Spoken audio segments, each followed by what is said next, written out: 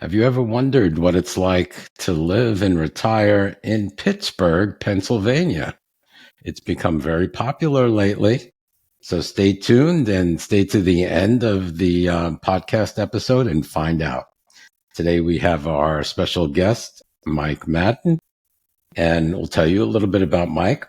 Mike was born in 1952, raised in Tulsa, Oklahoma. He moved to South Bend, Indiana for college and then to Washington, D.C. for medical school and residency. He married and then raised three sons in Northeast Pennsylvania, a small town outside of Erie. Due to a job change, he moved to Pittsburgh in 2002. After 25 years of marriage, he decided it was time to live authentically as a gay man. In 2005, he met Ron Cenarius, a polyglot and Latin teacher, and they married in 2015 when it was finally legal. I had to look up polyglot before. Together, after enjoying traveling, and their travel claim to fame is dancing to Dancing Queen on all 7 continents. You have to explain that to me, too. Sure. They particularly enjoy gay cruises, 10 so far, and land excursions with gay groups. Mike has also traveled to all 50 states. That's pretty impressive. COVID clipped their travel wings, and in 2020, they decided to buy a winter home in Phoenix, hi neighbor, during a bike ride. Family is important to them, especially spending time with their 5 children. 3 followed them to Pittsburgh, 1 to Phoenix, and their 5 grandsons. Other interests include the Pittsburgh Steelers and the Fighting Irish, hitting the gym, riding bikes, participating in cultural events, having dinners with friends, supporting gay-focused organizations, and hosting other snowbirds in Phoenix. And Mike is Michael Madden, MD, is a self-employed consultant to health plans and corporations, currently focused on tobacco harm reduction and efforts to get to 0 new cases of HIV/AIDS. Regarding THR, he has published opinion pieces in Newsweek and several regional newspapers, testified before legislative bodies in 10 states, and educated healthcare providers on this critical public health strategy in various settings. Well, Mike, you did quite a lot, and you have a good bio. Thank you so much for joining us. Appreciate it. It's great to be here. Thank you. And we've actually met in person. So it's a little bit different than your normal podcast when I don't know, what's going to be or who's going to be on the other side of the screen. So welcome, Michael. Thank you. So let's open up. What makes Pittsburgh such an attractive city for the LGBTQ community and retirees? Is there something unique about the atmosphere or community that stands out? I know Pittsburgh lately has been getting a lot of positive press as far as retirement city. Right. It really has. Well, I think that's because it's an East Coast city, sort of, with a Midwest vibe and friendliness. It's big enough to have really good amenities, about 300,000 people in the city, 1.2 million in the county, but limited hassle. And I think it's got a couple of good gay bona fides. Most people don't know Queer as Folk was set there, at least the U.S. version, although admittedly most of it was filmed in Toronto, but it was set there on Liberty Avenue near where I live. Mr. Rogers is from Pittsburgh, and I think he's probably our first LGBT ally, or at least a good neighbor. And one more is that our police chief happens to be gay. Not too many cities can say that. Pretty cool. So, and Pittsburgh has reinvented itself for years, from its industrial past to a modern tech-driven city. How do you feel this transformation has impacted retirees in the LGBTQ community? Has it impacted at all? Sure. Oh, yeah. Well, first and foremost, the smoke is mostly gone. So it's no longer the smoky city. We don't have the world's best air quality, but it's nothing like it was. There's no gray buildings anymore. A lot of people with the steel mills closing moved out in the 80s and 90s, but since then the population has stabilized to growing slowly. Prior to COVID, the downtown I thought really felt like a mini Manhattan. A lot of high rises and lots of activity on the streets. COVID clipped that a bit. The offices obviously are less occupied. The crowding's down a bit, but it's coming back.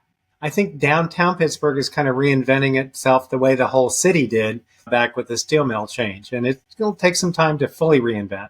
Not that it's gone, but it's going to take some work to get to where it was.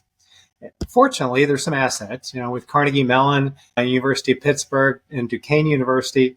This would probably surprise a lot of people that it's estimated we have 145,000 college students in Pittsburgh and Allegheny County. And there's a really strong tech sector, partly because of those universities. Lots of AI, lots of autonomous vehicle development. You see these driverless things going around a good bit. So, you have them too in Pittsburgh, like we have in Phoenix? Yep, definitely do. We don't have taxis yet, but they're mostly trial at this point. Yep. Yeah, we have those driverless vehicles running all around Phoenix, as you know. Okay, interesting. So let's talk a little bit about Pittsburgh's climate. How would you describe Pittsburgh's climate throughout the year, and how have you seen it change in the past decade due to climate change? I call it, we have 3 great seasons and 1 gray one. I think that we're maybe the second cloudiest big city in the country after Seattle, but that's mostly in winter. There's a really nice change of seasons. I think the fall is lasting longer with climate change, going later into the year. Spring's coming earlier. I don't think the summers have really gotten that much hotter, though. And, I think days over 90 are like, oh, my God, it's terrible. And that's certainly not much to Phoenix people. But, and a lot less snow than there used to be, I think, is the other thing I've noticed. Is it humid in the summer? It can be sometimes, but it's not really like the East Coast humid or the South, but it can be kind of humid sometimes. It's certainly relative to Phoenix, yes. Right, and not relative to Phoenix, but it's not Florida in any way. Right. No, not Florida, definitely. Okay. Any flooding concerns? Well, Pittsburgh is there because it's the confluence of 3 rivers. 2 rivers come together and form the Ohio right there. And so it had a long history of flooding, maybe before flooding became fashionable. But fortunately, in the years gone by, a lot of work's been done to mitigate that, to prevent flooding, and with upstream, rivers or dams and lakes and things. So I think Pittsburgh's relatively disaster-free. We have very rare tornadoes. We've had some rain from hurricanes, but unlike poor southeast right now, the worst rain we ever had from a hurricane was 6 inches from Ivan in 2004, and no real earthquake risk. So I think we're, relatively disaster-free. I grew up in Oklahoma where there were tornadoes all the time. We don't see that. And in terms of what's being done to mitigate it, I talked about the flooding part. One thing that from an electrical standpoint they're doing is that people in Pittsburgh can opt to get their electricity from purely clean sources, windmills and solar. And that's a checkbox you make in making your electricity company decisions. And it doesn't cost any more, right? No. Okay, that's pretty good. Now, Pittsburgh, I know in winter, they get cold winters. So how much snow do you get? Not that much anymore. I got to think last year it was no more than 10 or 15 inches for the whole winter, if that. A big snowstorm now is like 3 inches. That's not bad at all. No. I'm used to the New York snows and kind blizzards. Of think of the snow belt, but that's northwest Pennsylvania. That's about 2 hours north of Pittsburgh. That's where you get the lake effect snow. And they do get heavy snows up there, but that mostly goes away by the time it gets down to us because we're about 2 hours south of the lake. Is that like Lake Erie up there? Yes, Lake Erie's up there. Yeah. Okay. So, you're pretty safe from this lake effect. I know that the lake effect can be pretty. Oh yeah. Well, I lived up there. Pretty mean. And there were times when you'd pull up to the intersection and have to kind of look around because the snow was so high. Right. Okay. With rising concerns about climate change, has Pittsburgh started preparing for? Well, you said they are preparing for potential impacts with flooding. How about heat waves or severe storms? Do you know anything? Yeah, we that really, they're- like I say, we don't have the tornado things that I grew up with. I mean, I even had a tornado shelter in my backyard growing up. We don't see any of that in Pittsburgh. And there was one sort of very brief tornado warning this summer, and everybody was all excited. Oh my God, what do you do with that? Huh. There's no tornado sirens or any of that kind of stuff. So you don't feel like Dorothy with No, Toto. there's none of that going on. And like I say, the flooding thing really, I think, has been pretty well managed. I mean, I live on the river, but we are officially out of the floodplain. And I live right by where the three rivers come together. But from a flood standpoint, they don't consider us in a floodplain. Okay, let's talk a little bit about geography. So for someone new to Pittsburgh, how does the city's geography shape daily life? Are there certain areas that are more retiree friendly at all? Sure. Can you also explain, like, where is Pittsburgh located in all of Pennsylvania? Yeah, well, it's called southwestern Pennsylvania. It's kind of and Pittsburgh has sometimes been called the Paris of Appalachia. And it's in pretty much the southwest corner. We're about 40 miles, I think, from Ohio and from West Virginia, and a little bit of West Virginia that sneaks up there. And so very southwest, about halfway between New York and Chicago, is some way sometimes we describe it to people in other countries. So it's very hilly. We are in the Appalachians, and downtown is kind of low, but right across the river goes up about 400 feet, I think, to an area called Mount Washington, which is great for views of downtown. And they have funiculars going up the sides of the cliff there. I saw that. Yeah, that's the steel workers used to take. They're fun to take out-of-towners on, and a beautiful walk along the edge of the ridge up there. And beautiful to look from our windows across there in the fall to see the trees there changing. But so it's very hilly. Downtown is really in the middle of the metropolitan area. It's not like it's lopsided like some cities. So that kind of mitigates traffic issues pretty much because everybody's going opposite directions. There's one north-south interstate and pretty much two east-west ones. And so that makes it very accessible that way and mitigates any real traffic issues. Other than there's a couple of tunnels and a couple of bridges that have some backup during rush hour, but not too much in the way of traffic. But it's a city of bridges because of the hills and because of the rivers and streams. In fact, I'm not sure I could fact check this, but it's said that we are either the first or second bridgiest city in the world, right up there with Venice, depending on how you count them and that sort of thing. And then geographically, we're close to things. For instance, the Erie area is about an hour and a half to 2 hours north of us, where Presque Isle State Park is. And that's, if you want beach type summer vacation, they've got about 7 miles of a peninsula out into Lake Erie. And if it's windy coming from the west, they get some good waves. There's mountains with skiing just an hour and a half away to the east. There's raft trips on the rivers. It's a pretty quick trip up to Niagara Falls or over to Falling Water, Frank Lloyd Wright's UNESCO Heritage Architectural Site, and even wineries along Lake Erie, kind of like the Finger Lake region of New York. So yeah, geographically a nice bunch of variety. Now, talking about the bridges, the most bridgiest place, I don't know if I read wrong, but I thought I read something like Pittsburgh had like 400 bridges. Oh, at least. Yeah. They do? Oh, yeah. Wow. Yeah. 400 is a lot. It's a lot of bridges. It's a lot. All those hills and then the rivers and streams leading to them. But yeah, there's a lot of bridges. Where do they have 400 bridges? That's pretty funny. Well, I can see 6 or 7 right from my condo crossing the rivers. Okay. Yeah. And explain. So you live in the downtown in a condo, right? Right.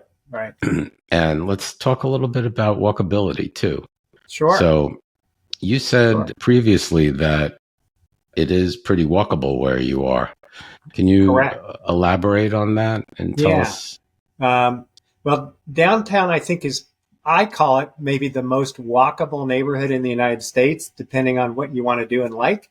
And somebody needs to correct me if I'm wrong. Fact check this, if you would. But right from my condo, within a mile, I can walk to 3 major league sports venues, football, baseball, and hockey. We've got Point State Park across the street, a casino, lots of museums, world-class symphony, opera, Broadway shows, live theater, restaurants, gyms that take silver sneakers. They benefit for some Medicare Advantage people to have a free gym. My PCP is across the street. I used to work across the street. There's an Amtrak station, a long-distance bus station, a bikeway right from us all the way to D.C. Wow. So, my husband and I don't have a car. And so if any of the listeners want to tell me of a place that's got all that within a mile walking, I'd love to hear it, because I say that, and every now and then I wonder, should I fact check that? But we don't have a car in Pittsburgh. We use transit, we bike, we use Ubers. We can even walk without crossing the street to a rental car facility if we want to go on a weekend somewhere. And 2 of them, actually, Dollar and Avis, and free grocery delivery. Not free, but grocery delivery services, and a downtown Target that's got a grocery. That's pretty amazing. Yeah. So the public transit for seniors in Pittsburgh is free. There's That's a light amazing rail. too. Do what? That amazes me. Yeah, free for seniors, because the ad for the lottery is it supports older Pennsylvanians. So people who buy those lottery tickets, and I get a free bus pass. So is it light rail? So there are regular buses. They're developing a thing called bus rapid transit that's kind of a cross between a light rail and a bus, with a dedicated lane between downtown and Oakland, which is the college part of Pittsburgh. Mm-hmm. And then there's dedicated busways going to the east and to the west. In fact, we have a really pretty much nonstop bus from downtown to the airport. And like I say, you ride it for free. So it's a really good public transit with a great app that tells you when the next one's coming. And so those are great. So that's awesome. Kind of the public transit side. And we do have a light rail that goes underground downtown and over to the North Shore, where the 2 big stadiums are. So a lot of people park downtown and take the rail underground to get over to the stadiums. And how far is the Pittsburgh airport? Oh, about from downtown. There can be traffic at rush hour. Absent rush hour traffic, I think I went last time in 18 minutes. Can't beat it. Yeah, I got an Uber down there. It's pretty easy. Pretty good. There's lots of Ubers at the airport there, and they even still have taxis too. They still do? They do. From downtown, actually. From the airport? Yeah, to downtown.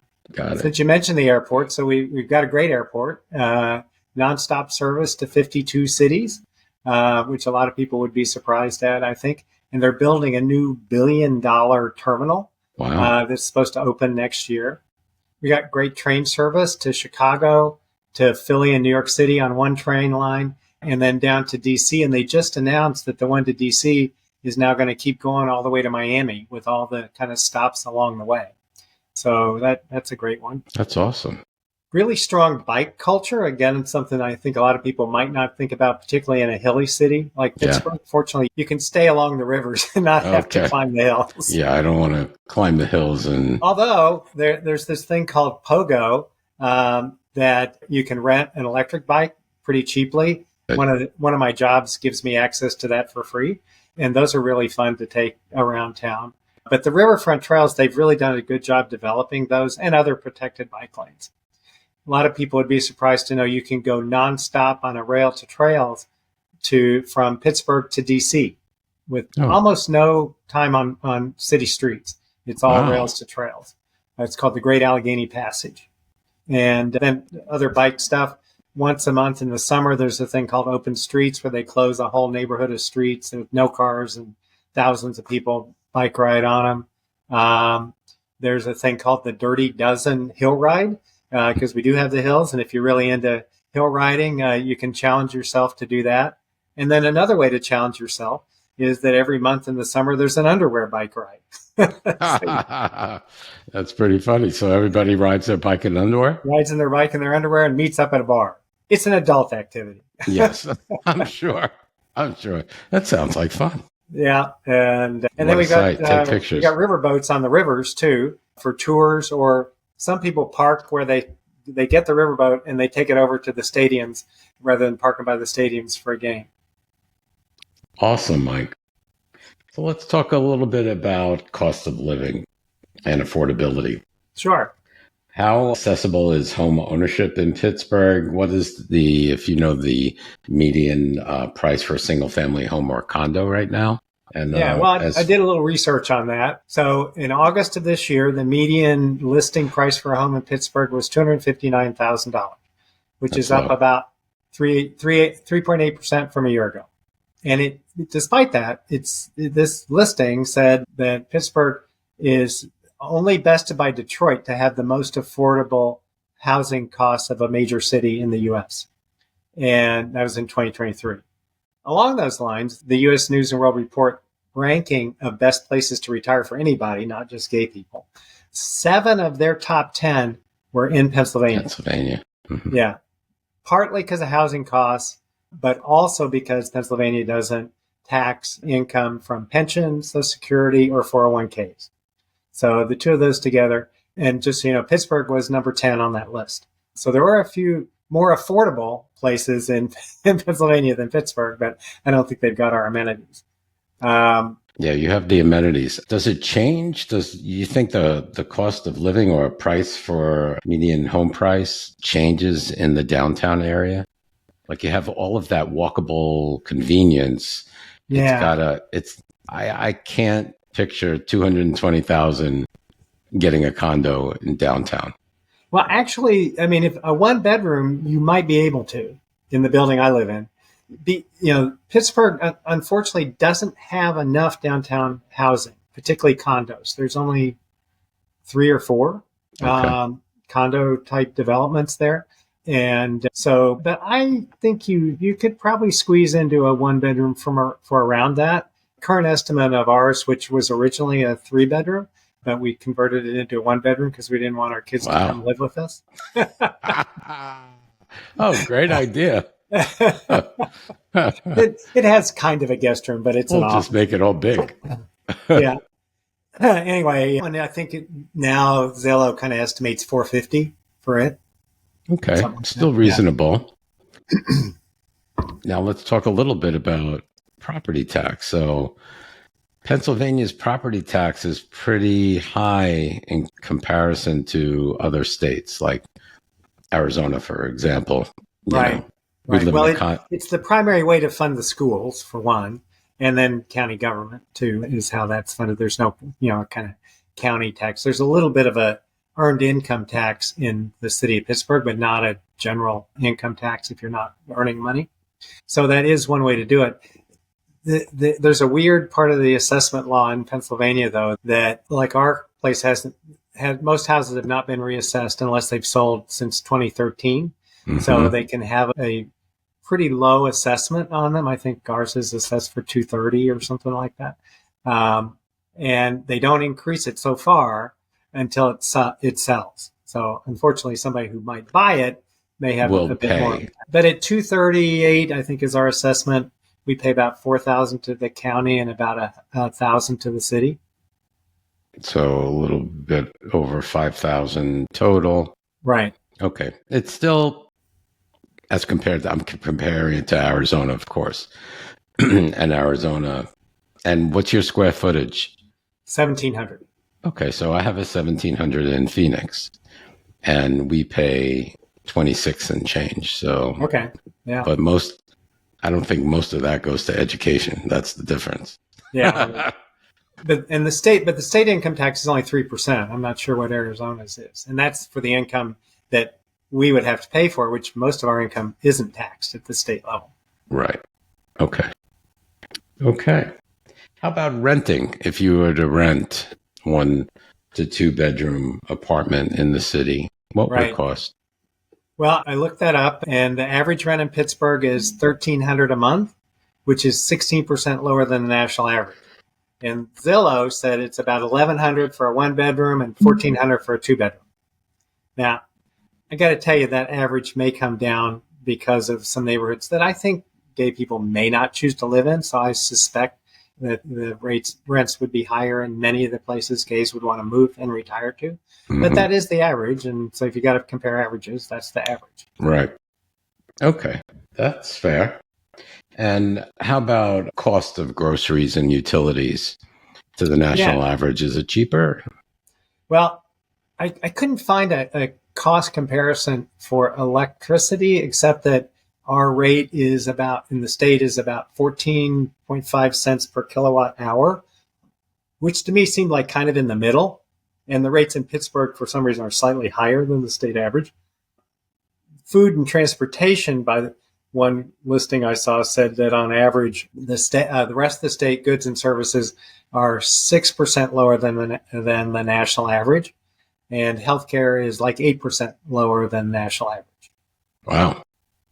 So we're getting bargains there. Yeah, well, I guess that's why so many are in that U.S. News and World Report listing. At least 7 in Pennsylvania. Yeah. That's incredible.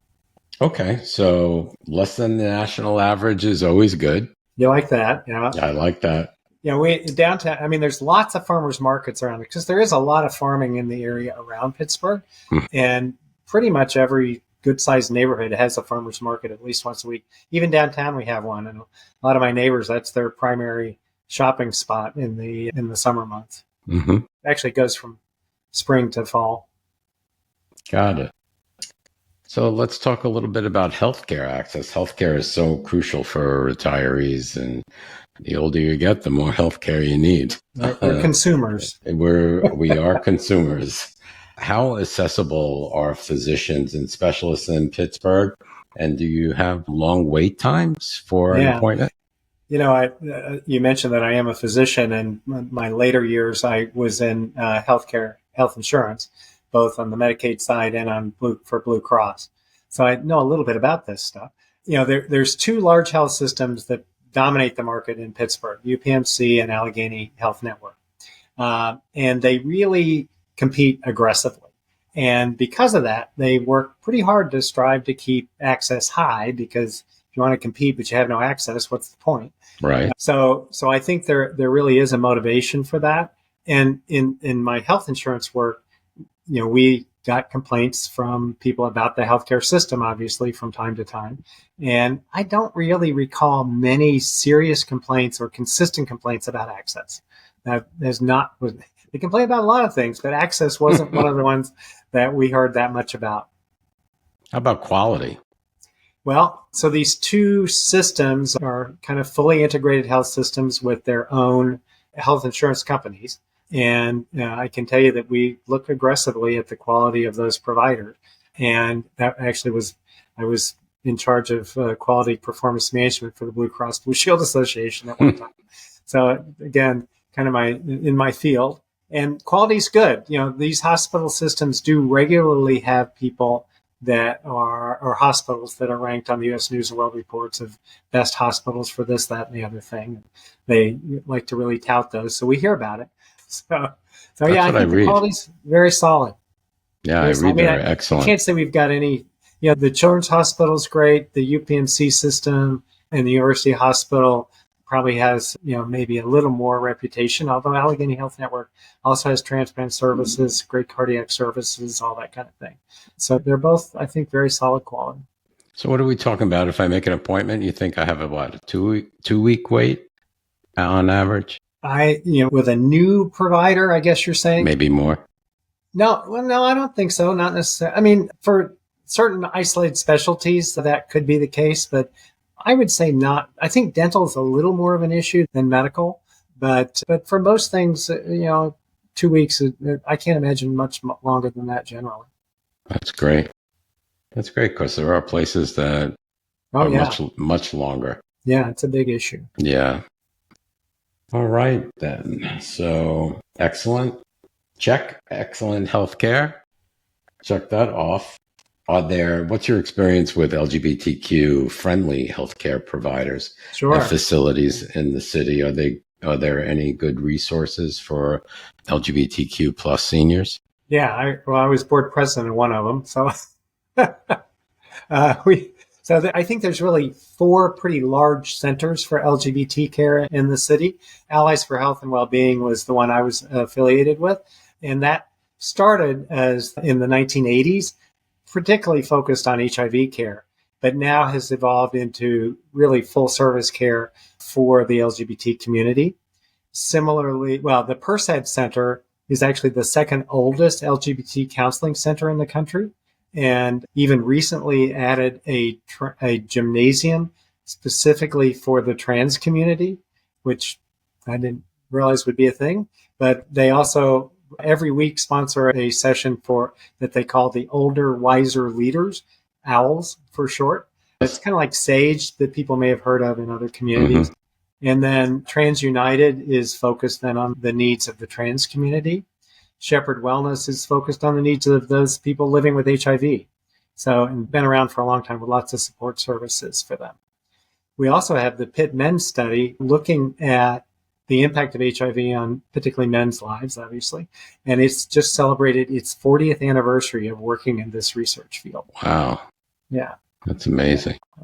Yeah, I was actually a participant in that because they were looking at screening as well. Check the box on that one. So it looks like, as far as everyone and the LGBTQ community has a vibrant healthcare system in Pittsburgh. I think, and there's options too. I only listed one of the four, but there are three others that are really solid options for people too. That's great. That is wonderful. So how would you describe Pittsburgh's LGBTQ plus scene? Is there a vibrant community or a gayborhood, so to speak, or is it more low key? Yeah, well, part of the question also relates to, is there a center or anything? So there is the Equality Center that's for LGBTQ resources. Okay. They probably most famously host a very large monthly gay bingo session to raise money for the center and some other get-togethers as well. There's in development right now a new housing facility in Oakland, the university area, specifically for lower income LGBTQ members. 48 units for rent, open next year. That's great.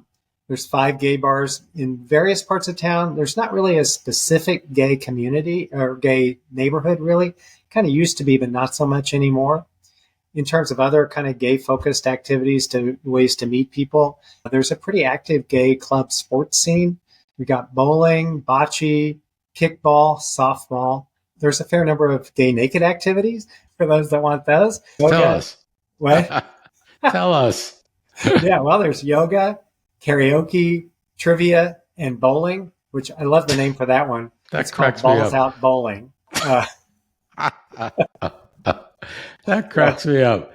Naked bowling and naked karaoke? Naked karaoke, yeah. You're letting it all hang out when you sing, I guess. I don't know. Holy shit. Especially seniors, the balls will drop. No. And then there's some other kinds of activities, perhaps a little more mainstream, but there's gay line dancing and square dancing. There's a group called G2H2, specifically for older seniors. That G2H2 means Gay Guy Happy Hour. That's been around for years and years. Once a month, moves around to different bars around town, not all necessarily gay-focused bars. And there's a large Pride celebration held simultaneously downtown with the annual big outdoor arts festival, 10-day Festival of the Arts downtown Pittsburgh. And then again, for those that may have some other interests, there's 3 gay campgrounds within a 2-hour drive. One of them is called Roseland down in West Virginia, and it's always in the top 10 of best gay campgrounds in the country. And it's in a beautiful, very rural setting up in the mountains in West Virginia. So easy trip to get down there. Interesting. So no shortage of gay community. There really isn't. I think you can find your tribe. I think so too. So there's no specific, like Philadelphia has, like, they have the gayborhood, right? Which is basically where a lot of businesses, bars and restaurants are. So I think Pittsburgh, I read 2 areas, is one Squirrel something and another area right outside the city. I think that's the gay area, or... Well, Or I they guess say you could say that, but I don't really think we have a gayborhood. The one that I think used to be the gay neighborhood was Shadyside, that's but it. I think yeah, but I think people have more distributed all over now. You know, Shadyside is like just east of Oakland, where the universities are, so it's kind of a livelier, younger gay neighborhood that way.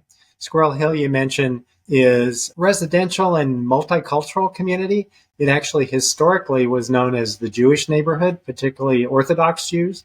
Oh, wow. Um, More recently, an awful lot of the Asian students and faculty from Pitt and Carnegie Mellon in particular have lived there. So you see a very active Asian presence there. Then I think people who really want fantastic views would live up on Mount Washington because they really just have a spectacular view of downtown Hmm. and the rivers, or downtown in a high rise like we do. And then there's a couple others that are kind of fun. The Strip District, and it's not naked. It's because it's a narrow strip of land between the river and where the hills go up.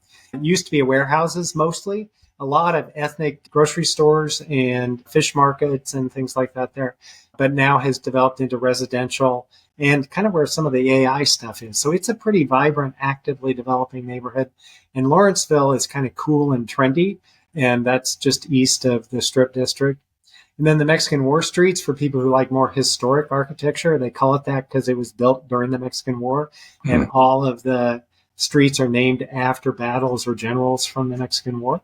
And that's got a lot of historic brick row houses. Kind of looks like Philly in a way. But then there's some nice suburbs too. Mount Lebanon, Fox Chapel, Oakmont, where they hold the Golf US Open pretty regularly, and Sewickley are all some pretty nice, relatively close suburban areas too. Do the suburban areas have any commuter rails that go into Pittsburgh at all? Mount Lebanon does. Yeah, Mount Lebanon does. The others, no. They have bus service, but not rail. But the commute, that's why I think what made Mount Lebanon kind of popular, because it does have the rail line right into downtown from there. Mm-hmm. Makes sense. All right. So good areas. It seems like Pittsburgh is sort of like Philly. There's a neighborhood, different neighborhood, that comprises the whole. Yeah, they really are, and they're all kind of distinct, and you can kind of come and go, to different kind of feel for each of them. Some of them historically were ethnic based, like there's actually an area called Polish Hill, and Bloomfield historically was the Italian neighborhood and still has the Little Italy days and that kind of thing. So there still are some closer to ethnically focused neighborhoods, but with some gentrification and things, I think that's a little less than it used to be. It reminds me of New York in the old days too. So I grew up in Brooklyn, and different areas of Brooklyn, you could have, Orthodox Jews and, all different ethnicities, different areas. Yeah, it really was kind of, in fact, those are kind of in a row. Polish Hill leads into Bloomfield, which leads into Squirrel Hill. So it was kind of the three kind of ethnicities all in a row. Yep. All right. So we mentioned already walkability and transportation.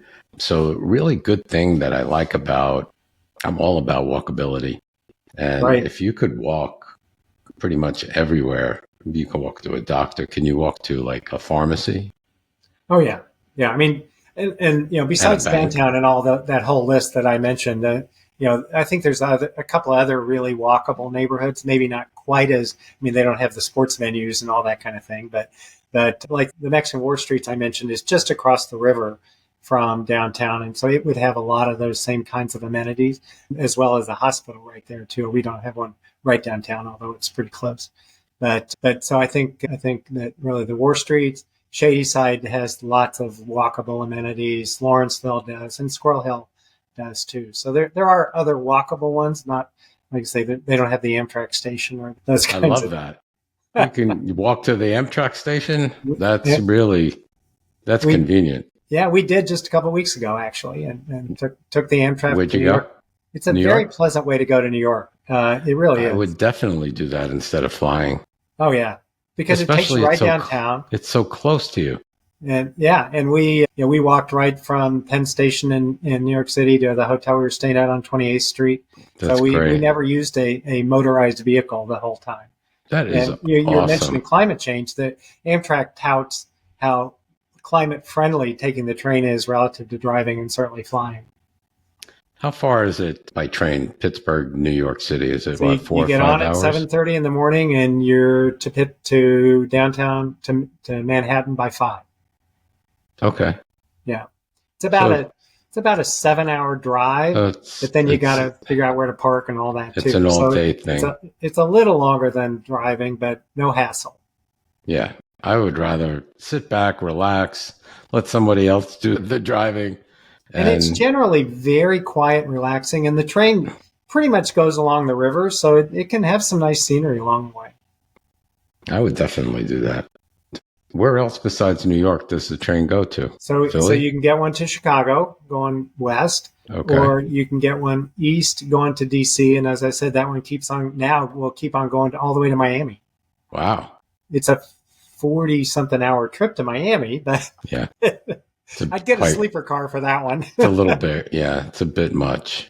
Yeah. But to DC it leaves at 5:30 in the morning, and you're there by 1 in the afternoon.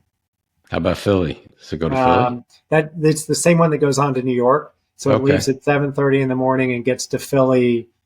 I want to say like 2, something like that, Okay. 1 or 2.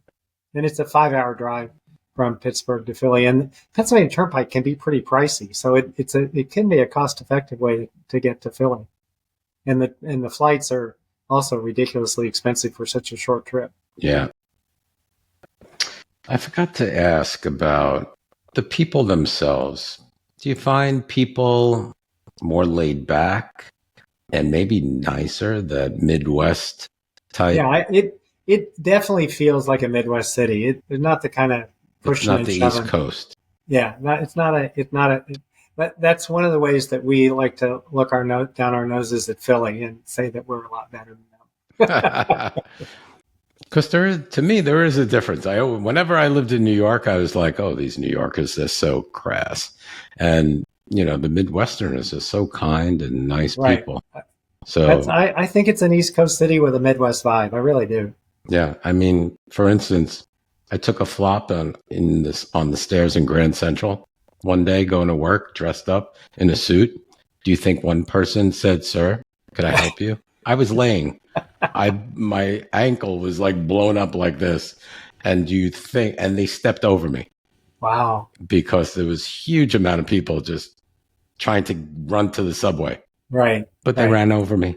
Yeah, So I think it probably does have to do with some of that crowding thing, and it's just not that crowded yeah, that we have to worry about that. No, I think people would definitely be checking you out.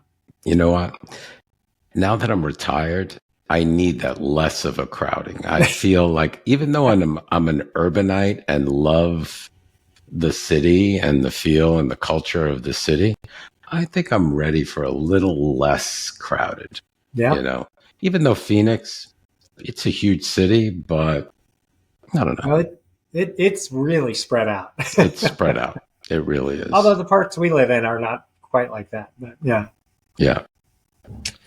All right. Let's talk a little bit about art, culture, and my favorite, dining. Okay. So Pittsburgh is known for its cultural institutions. What kind of art scene can retirees expect to enjoy? Are there museums, theaters, live music venues that are worth checking out? Well, a lot of people may have heard of the robber barons, who were the industrialists of the late 1800s, early 20th century. And a lot of them assuaged their guilt for all the bad things they did to people by setting up some foundations. So Pittsburgh benefits from its foundation community and a rich philanthropic history. For instance, the Carnegie Museums of Pittsburgh. With one membership, you get the art museum that has a biannual international art exposition that draws people from all over the world to display new works of art. There's a natural history section with giant dinosaurs and all that kind of stuff. A science center for the kids. And then the Andy Warhol Museum is part of that too. And a lot of people don't know Andy was from Pittsburgh, and his museum in Pittsburgh is in an old factory building. And it's the largest museum in the world dedicated to a single artist. And some people say Andy would turn over in his grave if he knew it was in Pittsburgh, but nonetheless, that was a different Pittsburgh back then when he was growing up. There's a great children's museum and quite a few art galleries. I think I previously mentioned we've got an opera. We have touring Broadway series in the winter, and then the Civic Light Opera that's locally produced productions in the summer downtown there. There's several live theaters, one of them that's specifically focused on new works. We have a world-class symphony and a beautiful redone symphony hall. The Phipps Conservatory has a beautiful chronic exhibit, but new displays every quarter. The History Museum, the Heinz History Museum, is a branch of the Smithsonian. And so it has both local exhibits and touring national ones. What's in the Heinz Museum? Ketchup? Yeah, no. Pickles?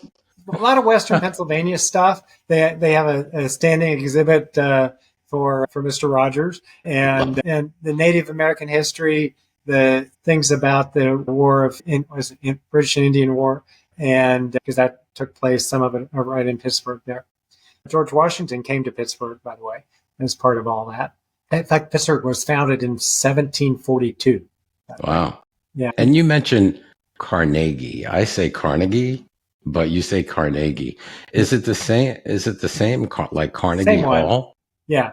Like from New York? I'm talking like a Yinzer. That's Pittsburgh language. But they talk like that. Yeah. In Pittsburgh. Carnegie. Yeah. Carnegie. Yeah. Yeah. Okay. It's the same one as Carnegie Hall. But yeah. Okay. Yeah. Yeah. But Carnegie in Pittsburgh, Hall. It's the Carnegie Museums. Carnegie. Yeah. That's kind of cool. Yeah. And then what else? I picked up on that. Got a great zoo. We have the National Aviary is there, which my grandkids call the Bird Zoo. And then, of course, if you want to talk about our culture, you can't not talk about the Steelers, Pens, and Pirates, with all having the same colors, black and gold, which I don't know if any other city does that all their teams are the same colors. But interesting. It's a pretty sports crazy city, and the Steelers travel better than just about any other NFL team. For a lot of the other teams complain it's a home game for us when we play at their stadium. That's what I hear. You see people all over the streets, right, with their jerseys on, and sports fans all over the place. So for your listeners who are grandparents like me, there's a lot of great grandparent options for outings with the grandkids, with the Science Center, the Children's Museum. There's an optical illusion museum, the zoo, the aviary, water parks. Kennywood's one of the great old amusement parks in the country, city pools and splash pads. So a lot of great outing opportunities for grandparents. I could be your grandkid. There you go. I'll be your daddy. Okay, daddy. Who's your daddy? Okay, so there's a lot of cultural things. You have live theater. I've seen pictures of the theaters. They're just beautiful. Oh,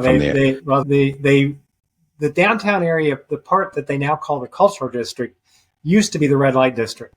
And all these philanthropic people got together and bought up a lot of the land down through there and spent $1 bazillion redoing what were either empty spaces, factories, or peep shows. Just some world-class theaters. Yeah.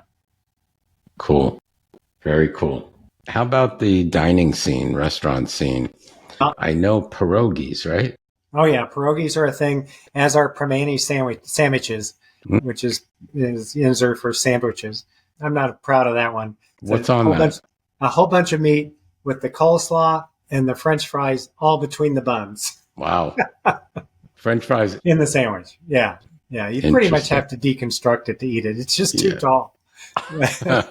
Yep. But that's a popular item. And, all the focus on our politics right now, they've all come through and tried to eat a pierogi and a Primanti sandwich. So, pierogies, anyway, I was surprised. Oh, yeah. Well, because of the Polish influence, I guess. Yeah. In fact, the Pirates, one of their shows during the in-between innings is a pierogi race that people dressed up as pierogies and they run around the bases. Oh, my God. A bunch of pierogies. So pierogies are a thing.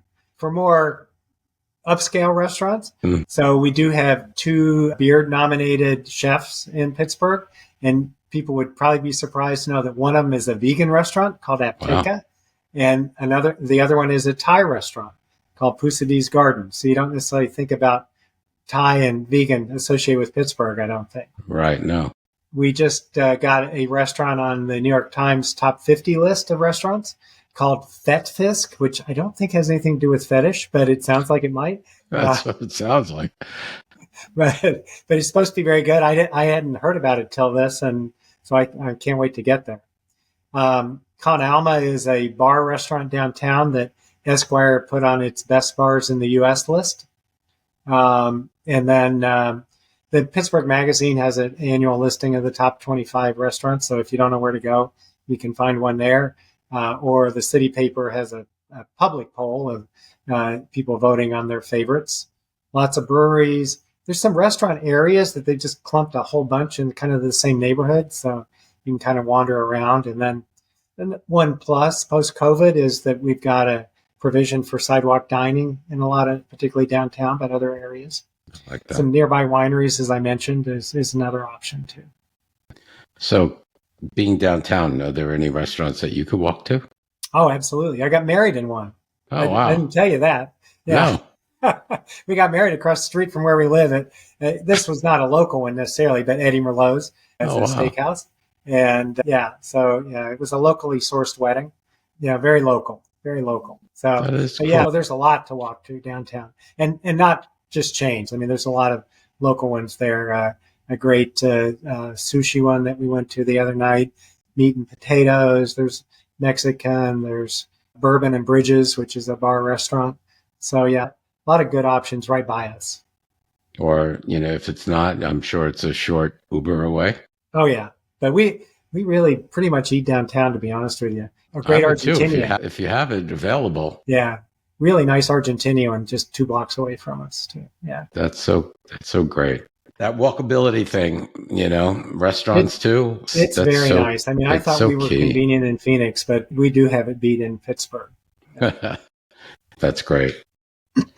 Good. It's something to think about. For those, there are many people in our community that want to settle down into a city where that's walkable. So right. Well, I think it's a big plus personally. Yeah, I definitely agree. So, okay, great restaurants. That checks the box too, Mike. So I'm not being paid by the Chamber of Commerce either. Right, in the city of Pittsburgh. Talk a little bit about crime and safety. Do you feel safe where you are? I do. I mean, maybe a little less so than pre-COVID, just because there aren't quite as many people on the streets. And so the relative percentage of, workers to homeless people has shifted a bit since then. But so there is some panhandling on the streets in downtown for sure. I think not so much in the other neighborhoods I've mentioned, but more so downtown. I don't see it anywhere near as much in the Shady Side or Squirrel Hill or these other places. Is the city doing anything to? Yeah, we just built and all these philanthropic people got together and built a new homeless shelter on the edge of downtown, actually right next door to the city jail or county jail, which is a little weird. Weird. But the plus is that it's not necessarily affecting other people who own their place. So that's nice. They put in some new rules about encampments, and so they can be closed if there's any crime associated with them. There's really only one downtown anymore, and it's really tucked away right in the same area with the jail and the homeless shelter. So, but they do close them down, and it's compassionate closing. They will not close it till they go in and try to find some place for everybody to go. That's good. Confused, that's something different. And they don't bulldoze it. They tell them they collect their stuff and they store it for them and things like that. That's good because, cities, if they just say, okay, go, where do they go? Right. They're just pushing them from one place to another. So it's a big political issue right now for both city, county, and state government to come up with more housing options. Yeah. Particularly for homeless people, but others too. But then other things that are happening is that they did open a new kind of precinct office downtown. They substantially increased the number of patrols on the street, and they've done some of the thing you see in some progressive places of matching a social worker with the police patrols. So they're doing a lot of that. And they've got this Pittsburgh Welcome Team, I think is what it's called, that does a number of things, both helping people who can't find their way, but also helping homeless people. And they even do CPR and have naloxone for overdoses and things. So, Wow. so a lot of different activities like that. That's good. So do you feel safe? Like if you had to walk the dog like at 2 a.m, just like we had to the other day, Yeah. would you, like going outside of your condo, do you feel safe? Yeah. Now I got to tell you that we're right next to the state park, and we have a very nice park-like area behind us. So it's not like we're surrounded by high rises right there, but I feel very safe right there. I go out and sit on our plaza all the time. Probably not too much at 2 a.m. Not 2 a.m, but Yeah, but other times. But yeah, I think I would. I think I would. Yeah. okay. And I've been involved with the management of our condo association, and I only recall in 22 years, 2 or 3 people that had any direct crime related issues that filtered up, at least to the board level, that we heard about. Mm-hmm. So no violent crime going on in your particular area? Not that I can think of. I mean, there's a robbery kind of thing, but not anything too much. But the statistics, I will tell you that this U.S. News thing I was looking at did say Pittsburgh was slightly higher than the national average for violent crime and other kinds of crime. But I follow them in the paper, and I don't think very many of them are in neighborhoods that most of the gays would probably move to. The neighborhoods that I read about are not. We're particular when it comes to that. So like I'm trying to compare to like Phoenix. Phoenix, you hear of a lot of stuff going on all the time. Like I get Newsbreak. I should really unsubscribe to that because every 2 seconds there's something going on somewhere. Right. So Phoenix has, it depends upon what area you're in as well. Right. We're kind of where we are. We're kind of in that bubble. Right. And I think most of the neighborhoods the gays would live in Pittsburgh are that way. Mm-hmm. And those neighborhoods are all reasonably contiguous.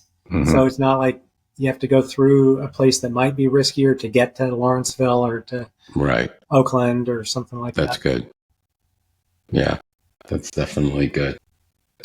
All right. So final insights.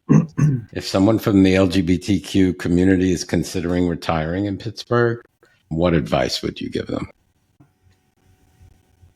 Well, I think it's a medium-sized big city with almost every big city amenity you would want, but easily accessible and relatively hassle-free with a relatively low cost of living due to the housing costs and the state tax issue with no taxes on pensions and Social Security.